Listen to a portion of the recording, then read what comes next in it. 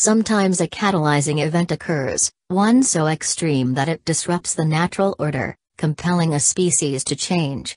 Those are the anomalies, the aberrations, the hurricanes and tornadoes, extreme mutations, phenomena that upend the system. In those instances the evolution is rapid, sudden and without warning. In biology, they call it the punctuated equilibrium theory. In football, we called it the greatest show on turf. Dick Vermeil got his first NFL coaching job in 1969, hired by Marv Levy to be a special teams coach with the Los Angeles Rams.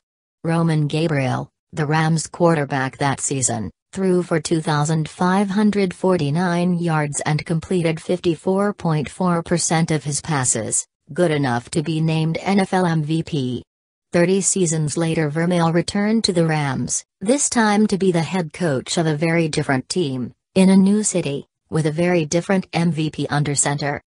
I saw the evolution, Vermeil says. It was slow. Every year teams threw a little more, scoring went up a little more. When you have 32 teams, they don't all transcend to a new philosophy at the same time. But the 1999 Rams transcended. For decades the NFL had been slowly inching towards putting a greater emphasis on the passing game, with incremental changes coming every year. But then along came the Rams. And they blew up the whole damn thing. The Rams were the tornado, the anomaly that compelled a sudden and rapid evolution of football. They were the catalyzing event that disrupted the equipoise of the NFL, a punctuated equilibrium of pigskin. At the time, we knew we were doing something special, former Rams receiver Torrey Holt says. But we didn't know we were revolutionizing the game. Last season, the Atlanta Falcons scored 540 offensive points, which tied the Rams for seventh most in NFL history. The Falcons' offense, led by Kyle Shanahan, was as close to a direct descendant of the 1999 St. Louis team as we've seen. Aaron Rodgers leading the NFL in fantasy points? Thank the Rams. Record books that have been raised and rewritten? Blame the Rams.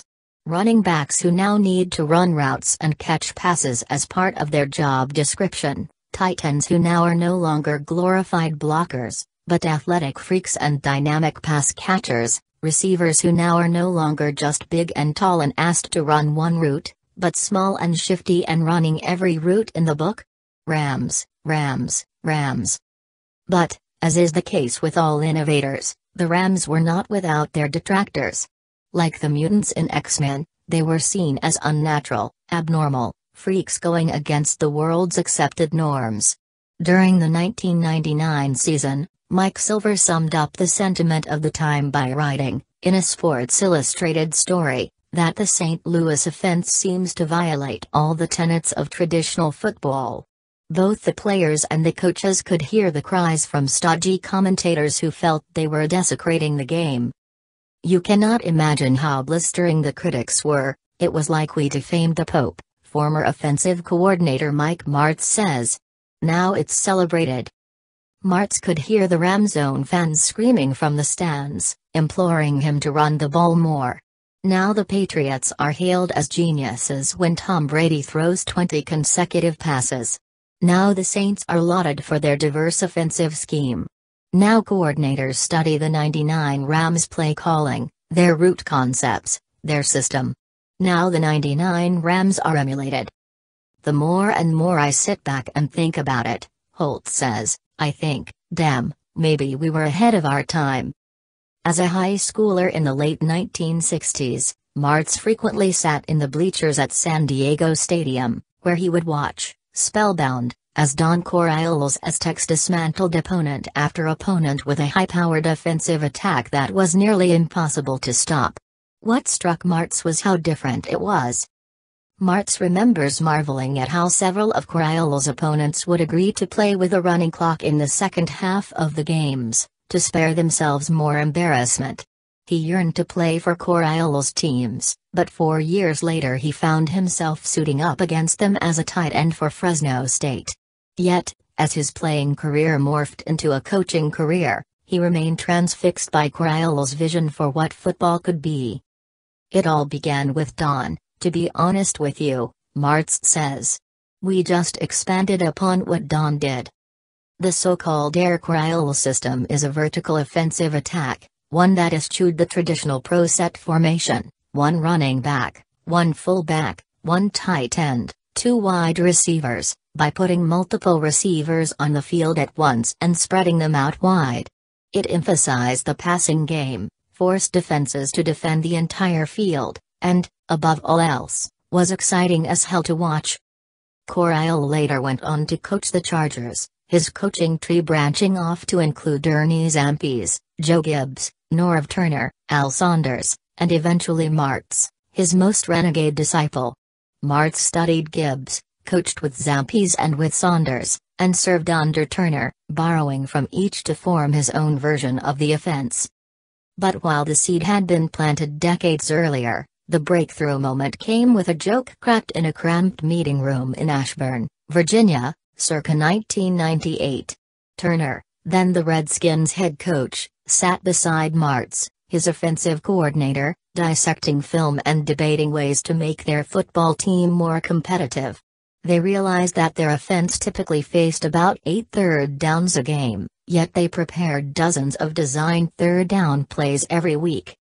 Turner remarked that the third down plays Martz was drawing up were some of his favorites, but he lamented that they were being wasted. He quipped that maybe they should run their third down plays on first down, to pass when NFL dogma dictated that coaches should run. We both just laughed, Martz says. Then the next year I leave for the Rams and we started making it up as we went. Martz built upon the philosophy, expanded it, tweaked it, evolved it, making it fit his players and his vision. Never before had the system approached the level of success that Vermeil, Martz and the Rams achieved with it, largely because never before had the system seen the level or breadth of talent that the Rams possessed. It is a misnomer that Vermeil had to be dragged to compliance to allow Martz to install his offense, that he was a begrudging witness to the revolution.